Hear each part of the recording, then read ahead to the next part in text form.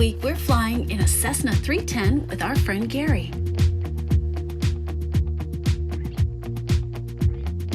We're at 9,500 feet. We got full fuel, 120 gallons.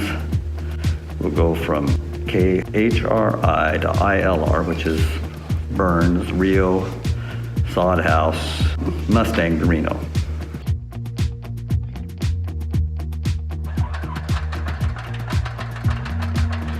Okay, it's a sunny day. We're leaving for Reno. It's clear, very little wind, no tailwind, no headwind. It's about the best you can get. I hope there's a good buffet. Oh, buffets. Gambling town buffets are the best. It's been our experience, they are. Now my wheels in motion and my windows open with the wind blowing in my hair. I'm driving down the highway, gonna do this my way. I can feel it in the air. Here I go.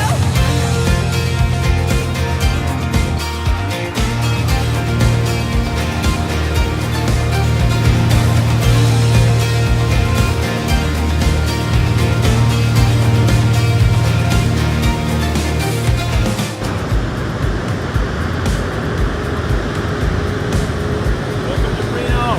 It's 60 degrees, it's sunny and clear And loud. and loud.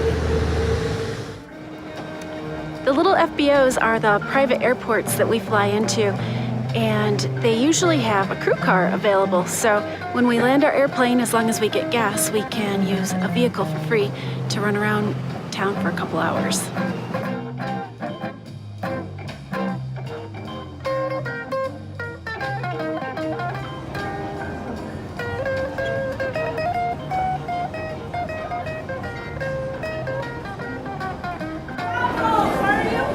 Okay, we're here at Atlantis. It's a seafood buffet. Apparently there's some champagne. A little champagne before the flight, is that what it was? Yeah, champagne.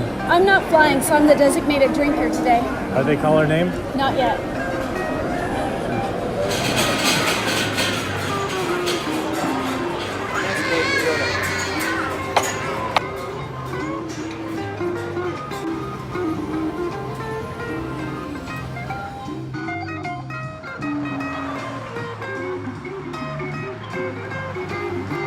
This is not work at all. It's fun.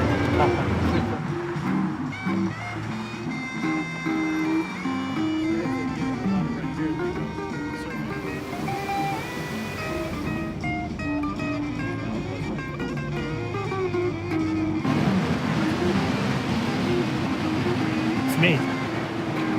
Powerful, important river. Except they spell it wrong.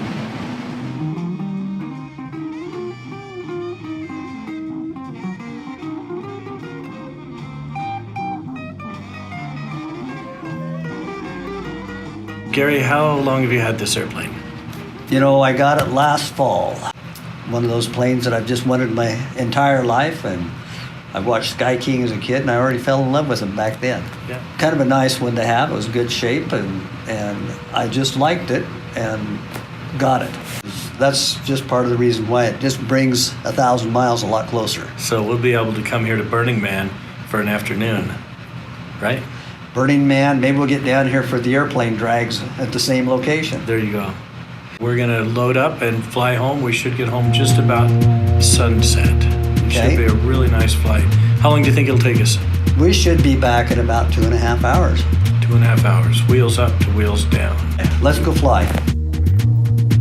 Reno Tower, Cessna 888 Tango, ready to take off, runway 16 left. Cessna 888 Tango, Reno Tower, wind variable at 4, runway 16 left, clear for takeoff. Now my wheels in motion and my windows open with the wind blowing in my hair.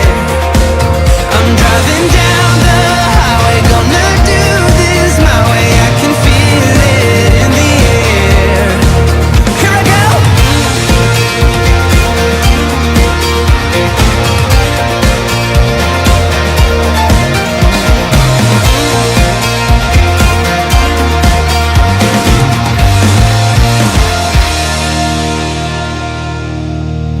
Welcome to our cooking segment.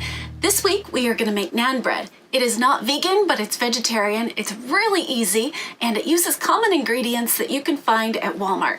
So let's get started. The ingredients for this are really simple. You're just going to need regular flour, whole milk, garlic powder, salt, regular yeast, some plain Greek yogurt, and a little bit of sugar. After mixing your yeast and warm water with some sugar, go ahead and set that aside and then mix up the other dry ingredients. You know I don't measure, but as always, I will put measurements and specific ingredients and amounts in the notes, so your recipe will turn out perfect. I'm gonna start by adding just a little bit of flour. And you wanna add some salt, just regular table salt. You don't need anything special. And this is optional. I use garlic powder. Gives it a little more authentic flavor. Go ahead and mix your dry ingredients together, and then you make a well in the center, just like this. Next, you've got your flour with the little bit of well in there. You're gonna dump your activated yeast and your whole milk and Greek yogurt, which is slightly warm. And this helps the yeast to feed and make the bread rise a little bit quicker.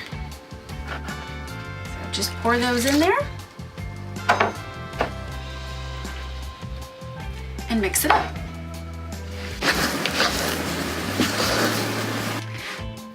Mix your ingredients up real well, and then I add a little bit of olive oil before I form it into a ball and let it rise. This keeps it moist, it's easy to work with, and it will fry up better. When it's ready to start rising, it'll be just slightly sticky, but the oil helps negate some of that. What you'll want to do now is just put a moist paper towel over the top of it and let it rise in a warm spot for about an hour. Here's a little trick if you live with cats like I do. Wet down a paper towel with hot water, put it over the top, and then set a bowl on top of it. And that will keep fluffy little faces and their whiskers out of your bread. Oh, doesn't that look great? Look at that, see? It rose. I'm going to add a little bit more flour and beat it down and let it rise one more time. Then we'll be ready to cut it into sections and put it in the pan. Isn't this beautiful? After it has risen, go ahead and put it into a little ball. You want to knead it out just a little bit. After you put it on your floured surface to rise, just put a damp towel on it and let it rise for about 30 more minutes. And here we go. This has been rising for about 30 minutes now. You can give it anywhere from 20 minutes to an hour. Next, you're just gonna take your machete and cut it into 8 to 12 equal pieces, and that should give you a really good size to roll out and make your naan bread. I'm just gonna sprinkle a little bit of flour on my clean surface and put one of these cute little pie shapes on here. Then, because I don't have a rolling pin, I'm gonna use my coffee mug. You'll wanna make this nice and thin.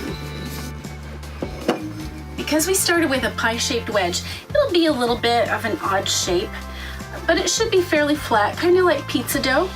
You want to get your pan nice and hot, but don't put any oil in it. And once it's hot, you throw your bread in there and cover it with a lid. If you live in a camper like I do, it's hard to get this as hot as you actually want it or need it, so the lid helps it to heat up quicker. And as you can see, it's starting to rise. So I'm gonna flip this over and put the lid back on. This will start to puff up and you'll see some bubbles. You want to flip it. It'll have just a little tiny bit of brown on it. It's puffed up quite a bit now. I'm gonna let it cook just a little bit longer. I love that my naan bread makes kind of a little pocket, and this is great because you can fill it with cucumber, hummus, vegetables, use it for a little sandwich. If you eat meat, it would be delicious to wrap chicken with. It has a lot of uses.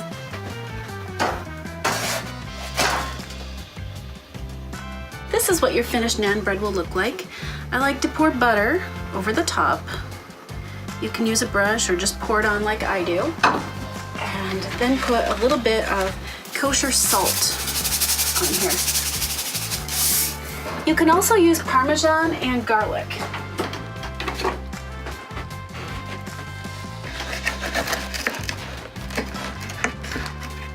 Okay. There you go, TF. What do you think? I think it looks amazing. Go ahead and have some. It smells good too.